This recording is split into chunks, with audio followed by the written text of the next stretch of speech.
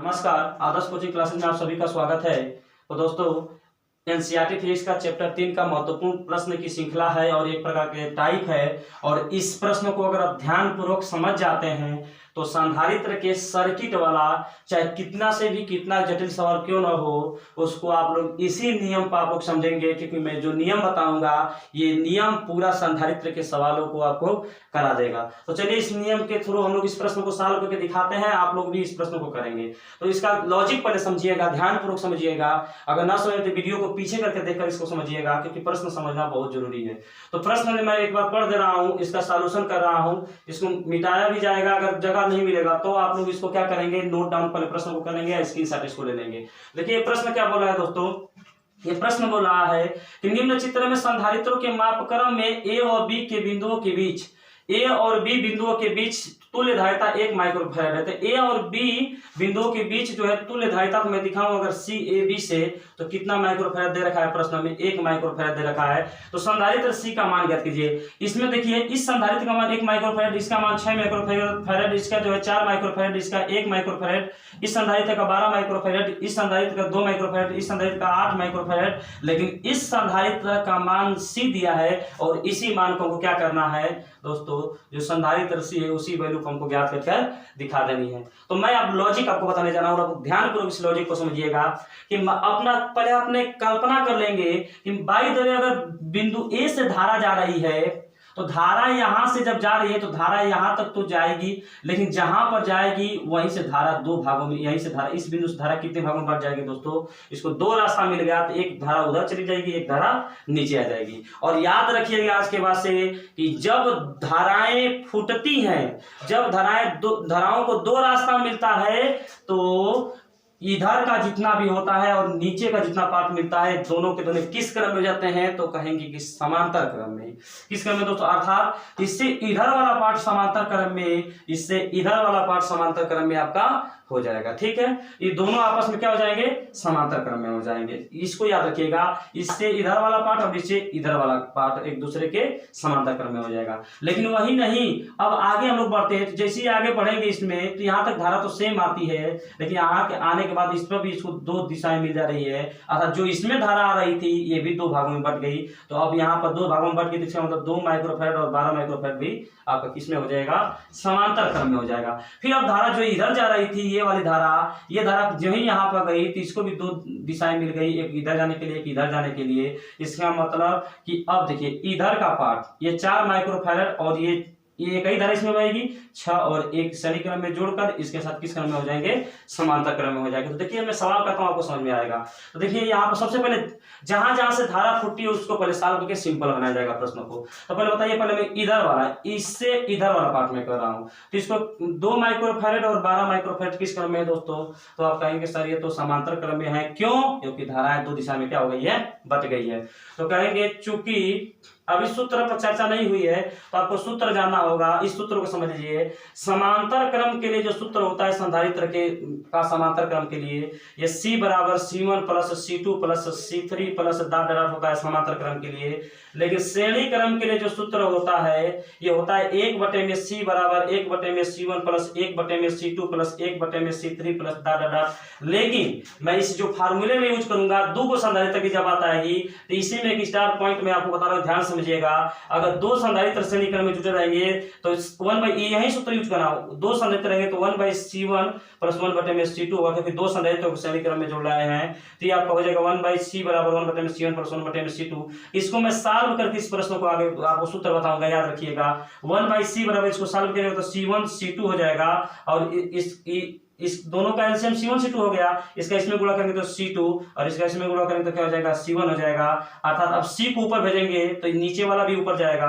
C बराबर C1 C2 बटे में C1 प्लस क्या हो जाएगा, C2। तो दो संधारित्रों को श्रेणी क्रम में जब जोड़ा जाएगा तो सूत्र याद रहना चाहिए, C बराबर होता है C1 C2 बटे में C1 प्लस C2। अब मैं इस प्रश्न को सॉल्व करने जा रहा हूं, आपको ध्यान से समझिए। तो पहले मैं इससे इधर वाला पार्ट सॉल्व करूंगा। तो बताइए ये क्वेश्चन क्या आपका हो रहा है, यहाँ पर देखिए ये 2 माइक्रोफैराड और 12 माइक्रोफैराड यहाँ पर धारा फूट रही है तो किस क्रम में है, समांतर क्रम में। तो लिखेंगे चूंकि 2 माइक्रोफैराड व 12 माइक्रोफैराड किस में है, समांतर क्रम में है।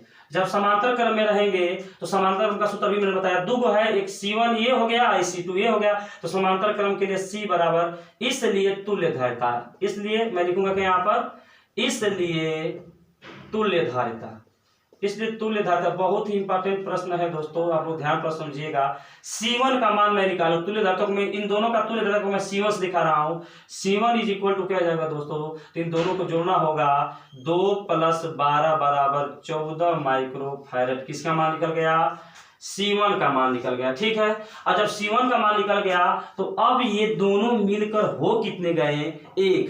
और जब ये दोनों मिलकर 1 बन गए, जब इसको दोनों को समांतर क्रम में थे जोड़ दिए तो अर्थात C1, ये दोनों मिलकर C1 बना है, तो C1 और 8 माइक्रोफैरड में अब धारा कहीं बहेगी तो हो जाएंगे श्रेणी क्रम में। तो कहेंगे अब यहाँ पर हो जाएगा क्या दोस्तों, C1 व 8 माइक्रोफैरड किसमें हो जाएंगे, श्रेणी क्रम में हो जाएंगे, श्रेणी क्रम में होंगे।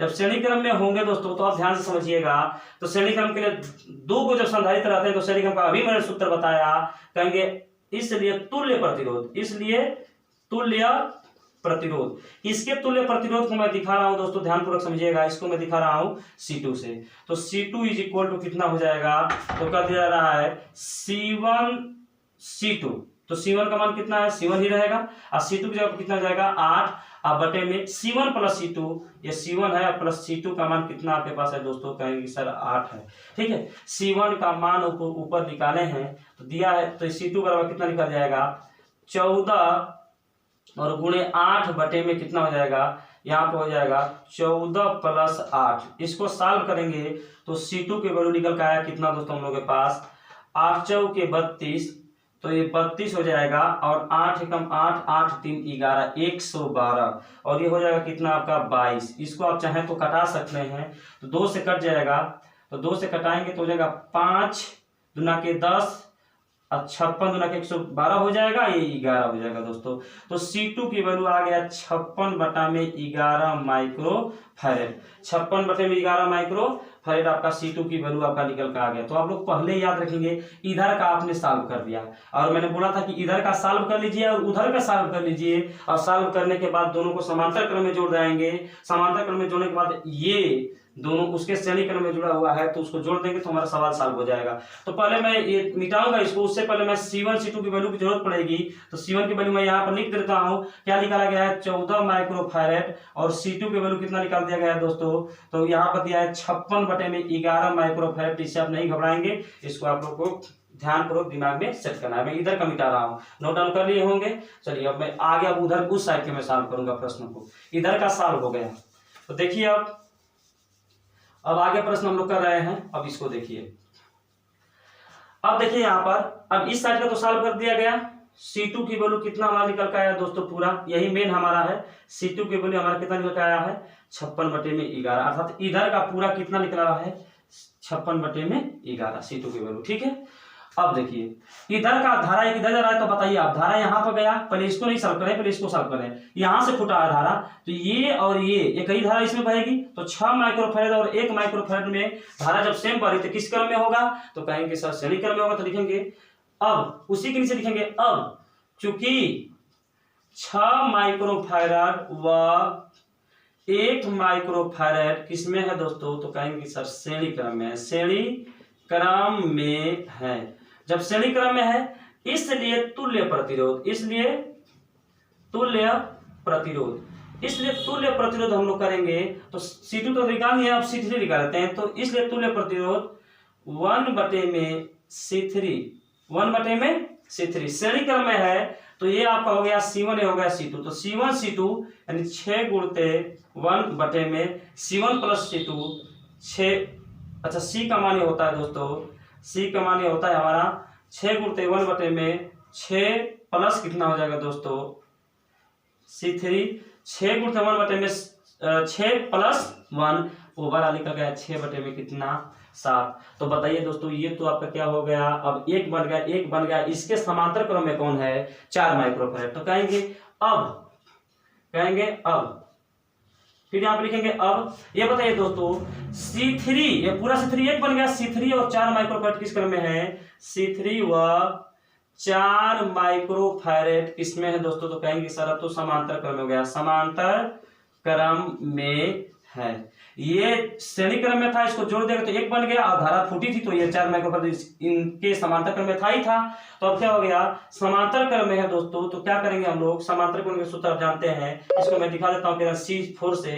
तो C4 इज इक्वल टू हो जाएगा कितना, C3 plus 4 microfarad, C3 plus 4 microfarad. C3 का मान आप निकाले हैं यहाँ पर 6 बटा में कितना, 7 माइक्रोफैरेड में सब आ रहा है, आप लोग ख्याल करेंगे इस प्रश्न को। तो यहाँ पर हो गया C3, C4 बराबर, इसको हम लोग 4, इसको सॉल्व करते हैं तो C3 का मान आपके पास कितना है दोस्तों, 6 बटे में 7 है, और प्लस ये तो है 4, इस माइक्रोफैरेड को यहाँ पर नहीं लिखेंगे तभी काम चल जाएगा। तो हो जाएगा C4 बराबर 6 प्लस 7 चौक 28 बटे में 7 एलसीएम लिया गया तो हो गया।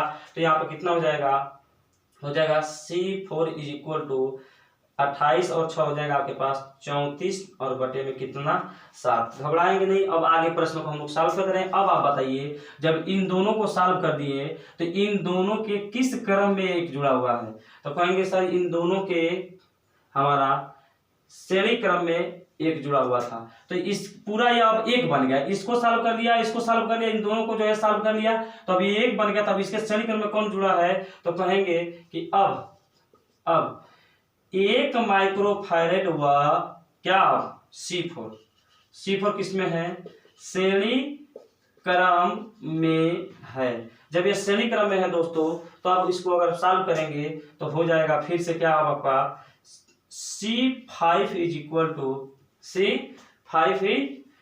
टू दोस्तों क्या बन जाएगा हम लोगों का, ये बन जाएगा यहाँ पर C1 C2, तो C1 आपके पास 1 है और C2 की जगह पर क्या है C4 है, और बटे में C1 प्लस C2, C1 की जगह पर 1 और प्लस C2 की जगह पर कितना है 4 है। अब इस C5 की वैल्यू हम लोग सॉल्व करके निकाल लेते हैं। अब जब C5 निकल जाएगा तो इधर वाला पूरा सॉल्व पीछे वाला, तो अब ये दोनों किस क्रम में हो जाएंगे, समांतर क्रम में। और समांतर क्रम में हो जाएंगे तो समांतर क्रम करके इसको एक बना लिया जाएगा, फिर इसको उसके श्रेणी क्रम में जोड़कर सवाल लगा लिया जाएगा दोस्तों।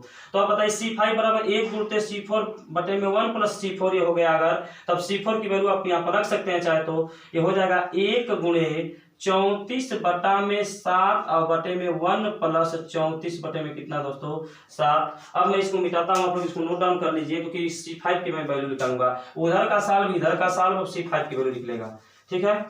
तो C5 की वैल्यू आप लोग ध्यान से देखिए, इसको सॉल्व किया जा रहा है। तो C5 की वैल्यू कितना है आपके पास, ठीक है। देखिए ये 8 माइक्रोफैरेड था, इसको ख्याल कीजिएगा। तो C5 की वैल्यू आपके पास निकल आएगा कितना, इसको देख लेते हैं, 34 बटे में 7 और बटे में यहाँ पर हो जाएगा 7 प्लस 34 और बटे में 7, इसको हम लोग कट कर देंगे तो बच जाएगा कितना हम लोग के पास C5 बराबर 34 बटे में ये 41, 34 बटे में क्या हो जाएगा 41 माइक्रोफैरेड किसमें आ जाएगा, तो ये आ जाएगा आपका C5 की वैल्यू। अब याद रखेंगे आप लोग। अब बताइए इधर का जो मैंने मान निकाला था, इससे इधर वाला तो आया था C2 का मान 56 बटे में 11, इससे इधर वाला जो था ये निकला है कितना 34 बटे में 41। धाराएं यहीं से फूट रही, तो मैंने कहा था कि जहां से धाराएं फूटी तो उधर वाला इधर वाला दोनों एक दूसरे किस क्रम में होंगे, समांतर क्रम में। तो ये C2 निकाला गया है, C5 ये तो निकाला गया, यहाँ से C2 निकला है मान और यहाँ से C5 निकला है। तो कहेंगे अब चूंकि C2 व C5 किसमें है दोस्तों, तो कहेंगे समांतर क्रम में है। किस क्रम में है, समांतर क्रम में है। जब समांतर क्रम में है इसलिए तुल्य प्रतिरोध, जब तुल्य प्रतिरोध करेंगे दोस्तों तो इसको C6 से दिखाते हैं और समांतर क्रम के हो जाएगा C2 प्लस C5। तो अब C6 बराबर C2 की वैल्यू आपके पास कितना दे रखा है, तो कहेंगे सर 56 बटे में कितना है हम लोग के पास 11 है, और प्लस ठीक है यहाँ पर हम लोग करेंगे तो ये हो जाएगा 34 बटे में 41 माइक्रोफैरेड, इसको हम लोग जोड़ेंगे, ठीक है। तो जोड़ेंगे तो पहले इसका भाग करके आप लोग जोड़ लेंगे, तो यहाँ पर हमको लग रहा है कि होगा ये C6 बराबर हो जाएगा 11 5 55.09, 11 5 55.09, ये तो हमको लग रहा है कि सही है, 11 5 55.09। अब इसमें आप अगर भाग करना चाहते हैं तो 41 में 34 को आप लोग भाग करेंगे, तो भाग करने के बाद इस वैल्यू को मैं भाग करके इस वैल्यू को मैं खुद इसी तरह से आप लोग भाग करेंगे। तो 41 में 34 को भाग करने सब लोग जानते हैं, यहाँ पर 41 यहाँ पर हो जाएगा 34, ठीक है। तो 41 में 34 को भाग करेंगे तो यहाँ पर लगाएंगे दशमलव, यहाँ पर हो जाएगा 0, ठीक है। तो यहाँ पर 340 को कितने बार में जाएगा, तो यहाँ पर आप देख सकते हैं 40 5 200 होता है, और 40 दूना के 80, 40 तिहाई, तो इसका मतलब हम लोग कर सकते हैं 8 बार में लेके जा सकते हैं। 8 बार में जब इसको हम लेके जाएंगे तो कितना हो जाएगा, 8 एकम 8 और 8 चौके 32। हमको लग रहा है कि एक बार और जाएगा 32, नहीं सही है, 8 बार में ही जाएगा दोस्तों। तो 8 बार में जाएगा ये, तो कितना हो जाएगा हमारा, यहाँ पर 2 बच जाएगा, और यहाँ पर हमारा कितना हो जाएगा, यहाँ पर बच जाएगा हमारा 1, यहाँ पर जाएगा 1। फिर आप दशमलव लगा सकते हैं और इसको कर सकते हैं 40 तिहाई, 40 तिहाई तो ज्यादा हो जाएगा, 40 दूना क्या, ऐसे 2 बार में हम कर सकते हैं, ठीक है। तो 2 बार में और आगे कुछ होगा, इसका मतलब कि 8 3 कर लेते हैं, इसका मान 0.83, आगे कुछ और आएगा, इसको सार्थक करेंगे तो 8 3 हो जाएगा। जब 8 3 करेंगे इसको तो आपका आएगा C6 बराबर, इसको जोड़ देते हैं 9 3 12, और ये कितना हो जाएगा 9, ये 5 दशमलव कितना हो जाएगा 92 माइक्रोफैरड हो जाएगा। क्या हो जाएगा दोस्तों, ये 92 माइक्रोफैरड। इसको आप चाहे तो लिख सकते हैं लगभग 6 माइक्रोफैरड। ये फिजिक्स का आता है कि लगभग वैल्यू, तो इसको करेंगे तो लगभग 6 माइक्रोफैरड आ जाएगा। तो आप लोग भाग कर लेंगे, जोड़ना है इसको जोड़ लेंगे तो लगभग 6 माइक्रोफैरड आ जाएगा, ठीक। तो बताइए अब पूरा को सॉल्व करनी है, इस पूरा सर्किट को सॉल्व करनी है। अब बताइए पूरा सर्किट को सॉल्व करनी है, तो अब बताइए सब का सॉल्व हो गया, एक हो गया। अब जब एक हो गया तो ये C और ये C6, ये C और C6 किस क्रम में हो जाएंगे, अब आप कहेंगे कि सर श्रेणी क्रम में हो जाएंगे, क्योंकि धारा अब कई बहेगी, अब एक हो गया तो श्रेणी क्रम में बहेंगे। तो इसको आप लोग ध्यानपूर्वक नोट डाउन कर लेंगे। ये पूरा आपका पूरा क्वेश्चन आपका इसी प्रकार से चला है। अगर नहीं समझ आएगा तो वीडियो को पीछे करके देख लेंगे। तो ये चीजें बहुत इंपॉर्टेंट है, इसी के थ्रू सब सवाल आप करेंगे जो नियम बताया गया है। तो चलिए अब मैं इस प्रश्न को सॉल्व कर रहा हूँ। C6 का मान लगभग 6 आया है, याद रखिएगा C6 की वैल्यू कितना आया था, लगभग 6 माइक्रोफैरड आया था, ठीक है, क्योंकि 5.92 को लगभग 6 हम लोग कर सकते हैं। अब हम लोग आगे चलते हैं। तो अब बताइए C कहेंगे, अब बस साल हो चुका है, C व C6 किस में है, तो कहेंगे श्रेणी क्रम में। किस क्रम में है दोस्तों, श्रेणी क्रम में है। तो श्रेणी क्रम में है दोस्तों, तो बताइए इसलिए अब बताइए C और C6, अब A B दोनों आ जाएगा इसमें। अब तो C व C6 जब आपका श्रेणी क्रम में है तो अब पूरा साल हो चुका है, तो A और B के बीच तो धारिता दिया ही है, तो कहेंगे अब CAB बराबर, क्योंकि देखिए C6 पूरा निकल गया, पूरे को मैंने सॉल्व कर दिया इन दोनों को। तो अब ये C और C6 श्रेणी क्रम में हो गए, तो अब A और B तो एकदम आसान हो गया। A और B के बीच में कौन को बचे, अब बस एक C बचा और C6 बचा। तो जब C और C6 बचा तो इसका मतलब श्रेणी क्रम है, तो CAB ही तो रहेगा आपका। तो CAB अब श्रेणी क्रम है तो सूत्र लगाते हैं C1 plus C1 C2, C1 की जगह पर C है, C2 की जगह पर कितना है दोस्तों आपका, तो C2 की जगह पर आप कहेंगे कि C2 की जगह पर हमारा दे दिया है C6, अब बटे में C1 की जगह पर C और C2 की जगह पर C6। तो CAB इसकी वैल्यू 1 दिया है, और C की वैल्यू आपको ज्ञात करना है, और C6 की वैल्यू अभी आप निकालें कितना, 6 बटे में C प्लस कितना हो जाएगा दोस्तों, इसको कर सकते हैं कि ये भी आपका 6 हो जाएगा। आप इसको गुणा करेंगे तो यहाँ पर हो जाएगा कितना हम लोग के पास, C प्लस 6 बराबर, इसको हम लोग कर सकते हैं कितना दोस्तों, कर सकते हैं यहाँ पर 6C, ठीक है। इसको गुणा कर दिया गया इधर से, तो ये 6C प्लस 6 और ये 6C। अब यहाँ से आप C की वैल्यू देखिए, इस C को उधर घटा दीजिए, तो 6 बराबर 6C माइनस C, तो इसको आप सॉल्व कर जाएंगे दोस्तों, तो आपका आंसर निकल के आएगा क्या, यहाँ से 5C बराबर 6, तो C बराबर 6 बटे में कितना दोस्तों, 5 माइक्रोफैरड। तो जो इस संधारित्र की जो धारिता होगी 6 बटे में 5 माइक्रोफैरड, इस ये जो है आपका आंसर होगा। तो उम्मीद है कि आपको ये प्रश्न समझ में आया होगा। इसी तरह से आप लोग इस प्रश्नों को करेंगे, और इस टाइप के प्रश्नों को समझ में अगर आ गया हो तो ठीक है। कैलकुलेशन इसमें थोड़ा ज़्यादा था, आप लोग इसको सीख जाएंगे बढ़िया से, और अच्छा जो है इस जितने भी प्रश्न इस टाइप के होंगे आप लोग कर जाएंगे। अब कोई इसमें दिक्कत नहीं होगा, मैं और भी वीडियो इस पर बनाऊंगा इस टाइप के प्रश्नों को। तो चलिए आज के लिए बस इतना ही, बहुत बहुत धन्यवाद।